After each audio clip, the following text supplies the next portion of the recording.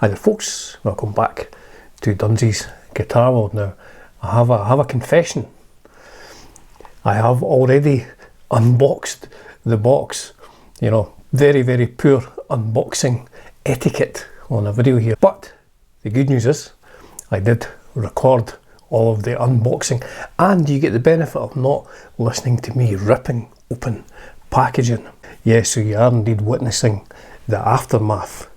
What we have here is a box full of Japanese packaging, but it gives me the opportunity to talk a little bit about the process of how I got these guitars. So these came from Japan, posted 10 weeks ago. I bought them via Zenmarket, which I have used. I think this is now 30 packages I have had. So what is in this box? Well, I'll give you a little clue. Maybe not that much of a surprise. So yes, 10 weeks all the way from Japan to Edinburgh here in Scotland on a big boat on the ocean.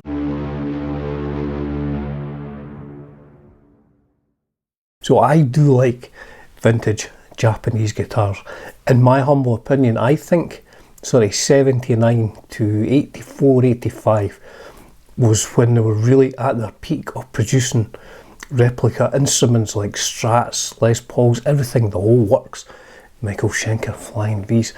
The craftsmanship was incredible, and the prices you could get them for was like half of what, you know, American brands were. And I have always been into them since I got my first Japanese Azumi, which is still up there. So I've always been into these because I like the quality of them, and I like the price of them.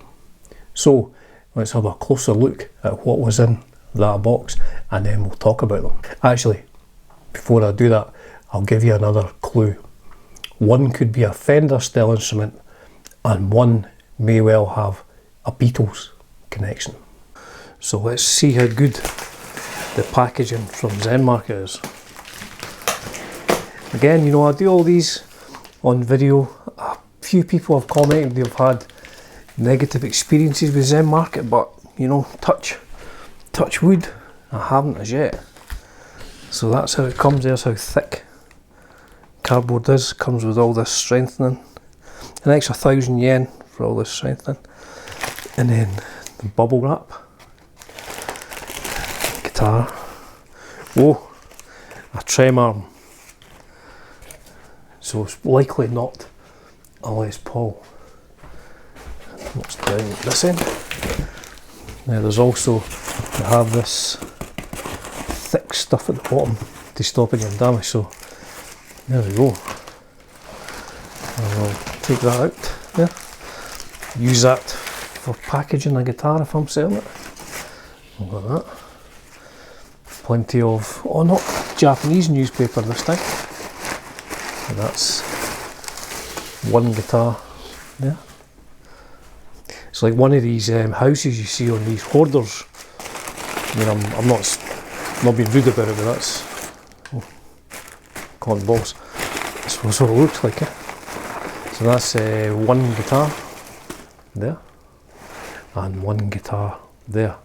So I will get these out of this big box, but it doesn't look like there's any damage. There's no cases as far. Maybe that's got like a gig bag, but I'll take these out and then we'll get this bubble wrap off, see what we have.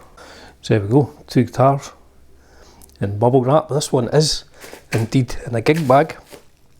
This one seems the heavier of the two, but yes, we'll get this bubble wrap off.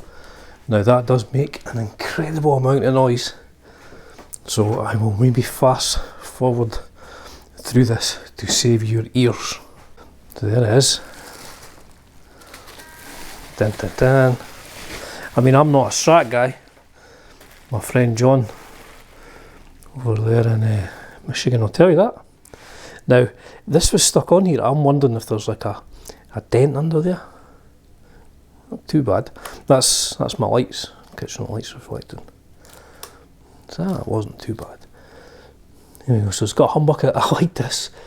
Look at that. We've cut that around there, and that is that doesn't move at all. Nor that, nor that. So these two are not moving. That's not a good sign. And that's very low. So don't know what that is. It's not original. Cat coming back in the cat flap. Rosewood fingerboard.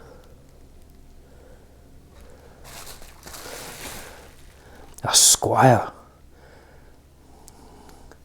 Fender. So here's the good bit though.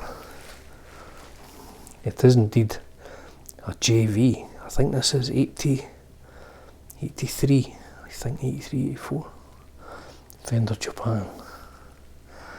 JV Stratocaster. So that's what that looks like. I'll put it on the workbench and we'll have a closer look in a minute once I unbox the other one. Sorry, once I unwrap the other one. So the first thing we always do, remember I found a zoom pedal in one of these gig bag pockets. Did we detect anything in there? Nothing in it, disappointing. But it's the guitar we're interested in, not the free case candy. If I can get this open, I'll use in one hand. I need to get a glamorous assistant when I'm doing these. Yeah, I need a glamorous assistant when I'm doing this to help me unbox these things, or unzip these things. There we go. Oh, mother camera fell, but I managed to catch it. So, let's get this. Oh, a few scratches on it, which obviously I knew. Oh man, that's a lot heavier than I had expected. So, sorry for the lights shining in there. So, I think this is 1984. But can you tell what it is? It's very short, very heavy. I thought these were hollow. Nice, obviously it's missing a spring arm. The Bigsby, pretend Bigsby arm has been snapped, which I knew that was in the. Do these all turn?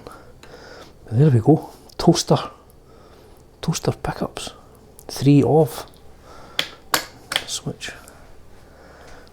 Whoa, quite a slight neck, and also with lacquer on the neck, as you would expect from the real ones as they were. However, this is a rockin' roller by Aria. So this is like the John Lennon Aria model. I will put the model numbers at some point in this video, but really today is just about making sure these arrived okay, safely, and just get a general once over, get a rough idea of what we're looking at to get these up and running. So there you have it, or here we have it. Here we have half of that package. It is the JV Squire Strat. Now I'm not sure if this is an SST 50 or something like that. It's based on a 70s Strat. I have actually started work on this because, as we saw, these were completely frozen solid. There was nothing I could do that was going to get these working.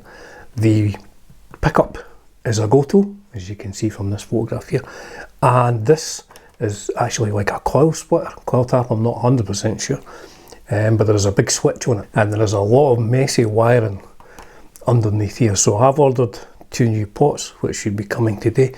So far I have cleaned all the neck, polished the frets and stuff. It's quite heavy, nice though. Definitely like my other sort of early 80s Squire Japan stuff. A nice guitar. Not entirely sure how it sounds at the moment because of the wiring. There's a couple of loose wires. I have no idea where they go, and there's just some sort of plasticky enclosed part which I don't know much about it, so I have to do a bit of homework before I try and rewire this. So that is guitar number 1, an early 80s JV Strat Japan. I think this is possibly the Japanese domestic one. I'm not 100% sure. I do need to do some checking up on it, but apart from a couple of dings and the fact that it doesn't make any sound, and it, well, which doesn't matter because there's no strings on it at the moment, quite pleased with this. Yes, that's nice. So that was guitar number 1. Guitar number 2, the second guitar, is this tiny little instrument. I'm not sure what the scale length is. I'll need to check, 20 or 21, and it came with, I think, 9s on it, so I mean it does not stay in tune, but all the electrics seem to work, but I'm not sure they work correctly. I did some sound samples, and it seems to me that the down position and the middle position are exactly the same. It's like an out of phase sound. It's like these two are working together.